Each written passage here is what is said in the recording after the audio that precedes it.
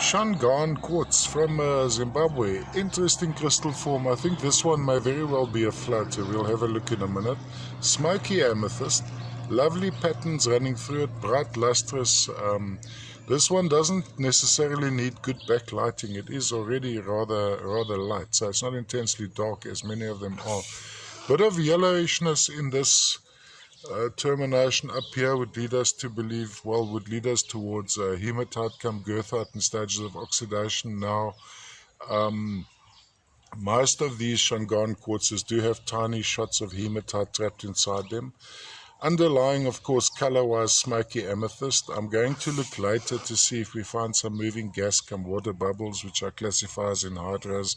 Only if they move, though. Often we find reflections, which appear like little bubbles, but there's no motion, so they could very well be reflections rather than anhydrous.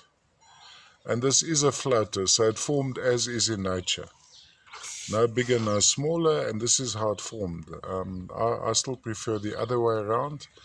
There's a certain order to a quartz crystal, and it should have this typical termination prominent, so one understands what one's looking at.